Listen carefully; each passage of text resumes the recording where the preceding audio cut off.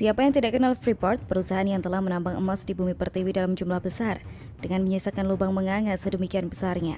Tapi sayang, selama puluhan tahun Indonesia hanya mendapatkan manfaat dalam jumlah yang sangat kecil sekali. Inilah cikal bakal mengapa SDA banyak dicaplok asing melalui pengelolaan yang tidak mendatangkan manfaat masif bagi rakyat Indonesia. Gaung merebut kembali pengelolaan SDA terus diperjuangkan, tapi sayang selama ini memble melembab, pemerintah pun tak berdaya. Freeport awalnya bernama Freeport Sulfur nyaris bangkrut di tahun 1959 karena di negara Kuba terjadi pergantian kekuasaan yang mana Fidel Castro, pemimpin yang baru, menasionalisasikan seluruh perusahaan asing di negeri tersebut. Freeport Sulfur kena dampaknya. Singkat kata, setelah lengsernya Soekarno, Menteri Pertambangan dan Perminyakan saat itu membuat perjanjian baru untuk memungkinkan perusahaan minyak untuk menjaga keuntungan lebih besar secara substansial untuk mereka.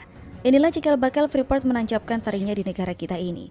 Melalui Undang-Undang Nomor 1 Tahun 1967 tentang penanaman modal asing, pada 7 April 1967, pemerintah Indonesia melakukan penandatanganan kontrak izin eksploitasi tambang di Irian Jaya dengan Freeport. Sudah tahu kan Freeport ada di Indonesia di era siapa? Soeharto. Freeport akhirnya menjadi perusahaan asing pertama yang kontraknya ditandatangani Soeharto.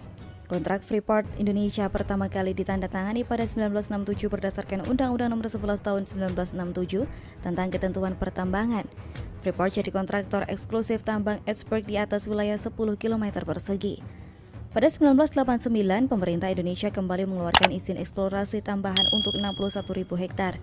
Pada 1991 ada pembaharuan kontrak karya baru yang berlaku untuk 30 tahun dengan opsi perpanjangan 2 kali masing-masing 10 tahun. Artinya kontrak akan habis tahun 2021. Inilah tahun krusial sekaligus menguji seberapa besar nyali presiden di tahun itu untuk menghadapi Freeport yang tentunya berusaha tetap bertahan di negara ini. Dan kebetulan di tahun 2021 adalah era pemerintahan Jokowi. Kalau Jokowi tak bernyali, dia bisa saja memperpanjang kontrak Freeport entah berapa puluh tahun ke depan lagi.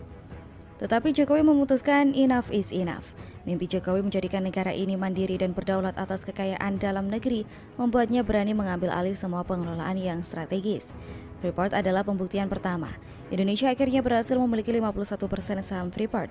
Merebut saham sebanyak itu sangat sulit. Prosesnya memakan 3,5 tahun dengan negosiasi yang sangat alot. Jokowi pernah mengatakan selama puluhan tahun Indonesia hanya mendapatkan penguasaan sebesar 9%. Bukan hanya Freeport, Jokowi juga membuktikan nyalinya dengan merebut kembali Blok Mahakam yang sebelumnya dikelola Prancis dan Jepang. Tapi sayang, akuisisi Freeport ini tidak disertai dengan dukungan dari sebagian orang.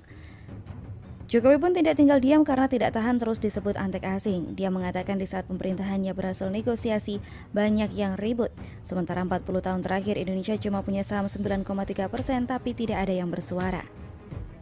Ternyata sekarang ini Freeport cetak sejarah. Menteri BUMN Erick Thohir mengatakan laba bersih Freeport tahun ini diproyeksikan akan melonjak 300% menjadi 40 triliun rupiah dari tahun lalu sebesar 10 triliun rupiah. Dari sisi pendapatan pun diperkirakan naik 100% dibandingkan tahun lalu. Pendapatan Freeport pada tahun ini bisa melonjak menjadi 105 triliun rupiah dari tahun lalu sebesar 50 triliun rupiah.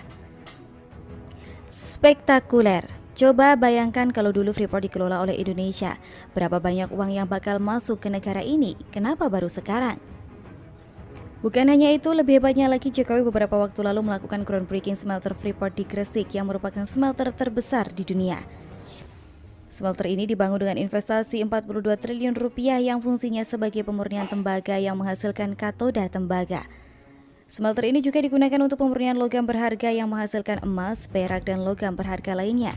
Diprediksi bisa menghasilkan rata-rata 35 ton emas per tahun yang nilai transaksinya 30 triliun rupiah. Bagi yang pikirannya masih belum sakit jiwa, presiden mana yang paling bernyali merebut salah satu tambang terbesar seperti Freeport? Kalau bukan Jokowi, apakah presiden yang lain berani?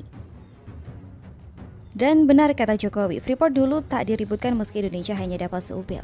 Sekarang Indonesia dapat seabrek, mulut sampah mereka tiba-tiba menganga lebar mirip orang sakit jiwa. Di tangan Jokowi, Freeport menggeliat, menggila.